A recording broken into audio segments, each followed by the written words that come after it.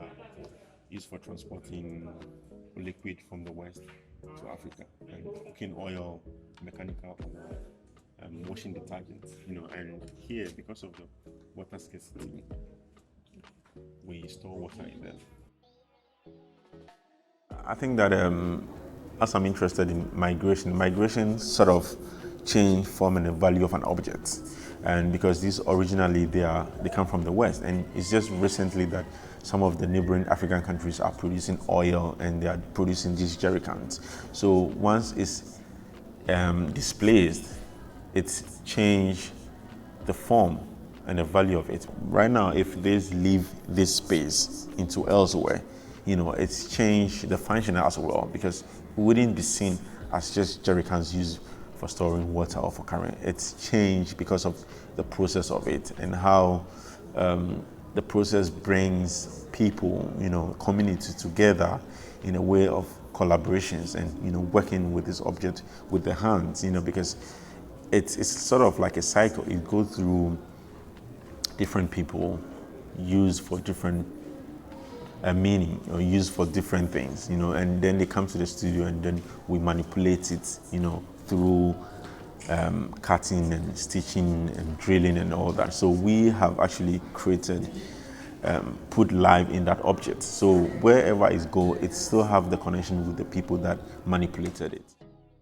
Actually run out of materials because the process of the work or the nature of this work has created a value chain that the material get expensive each month or each day, because they see how we use them, and through the social media engagement they see the reputation of the work, and that has created a value chain. So the plastic that we buy get expensive each day, but I think that it's also good because it creates job opportunities for the people in the community, as well as creating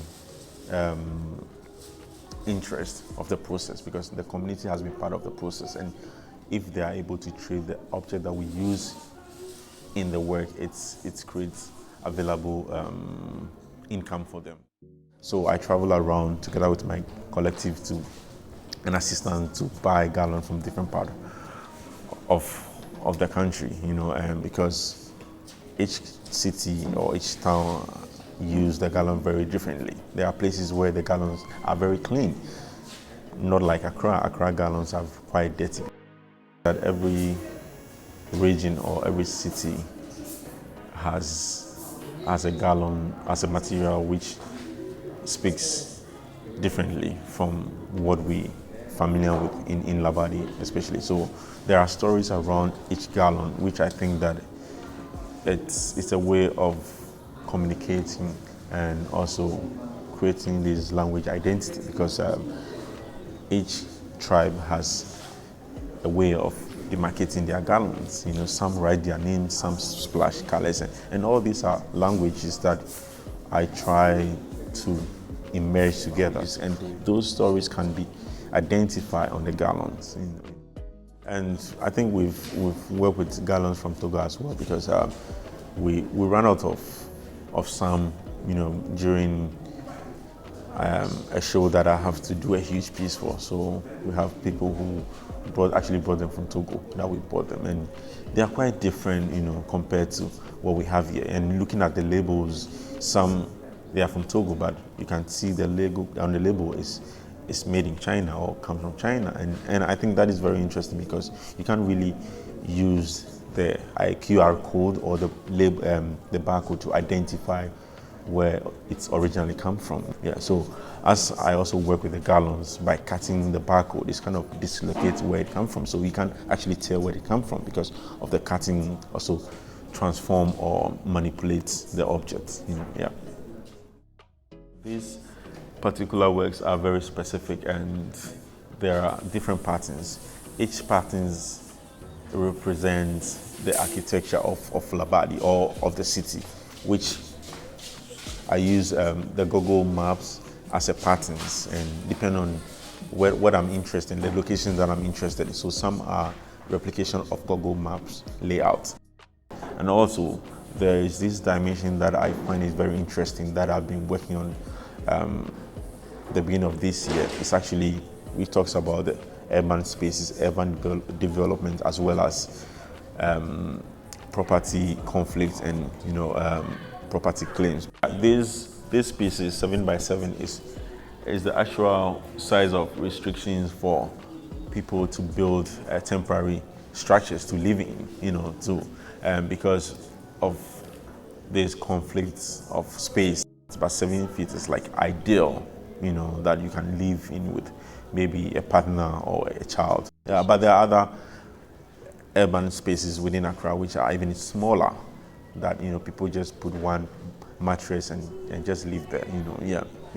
So it's based on how these objects invading our space and it's becoming part of the architecture, which is becoming more of distractions. So I'm interested in using the work as a language to comment on that specifically. Also, because I'm interested in migration, I find the sea,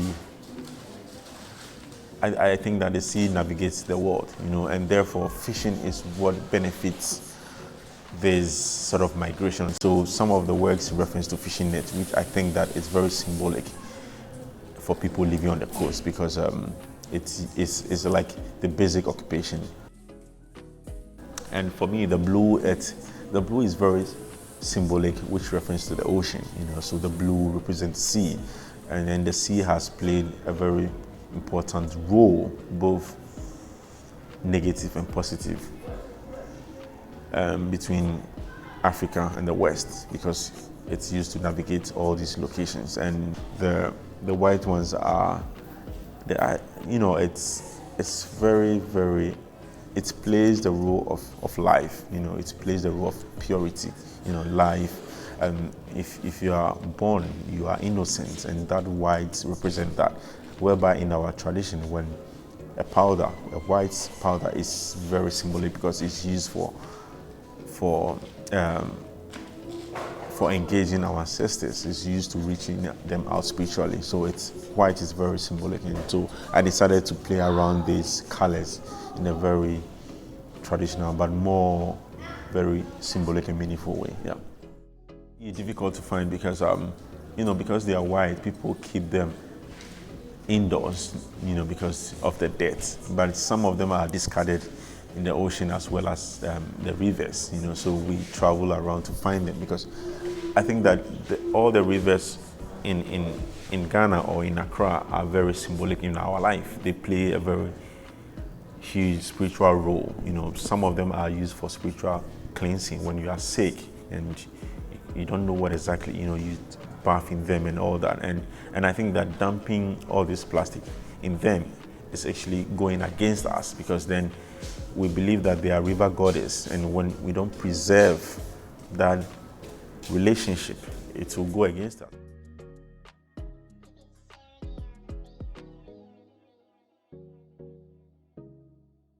I'm interested in expanding that knowledge exchange of collaborations, because most of the work go to Europe and the US, but this is the point where it's traveling within the neighboring country, and I'm interested in the response and the feedback, because this actually the gallon represents a problem. Whenever you see it, you think about water scarcity and this stereotype that it represents African drought.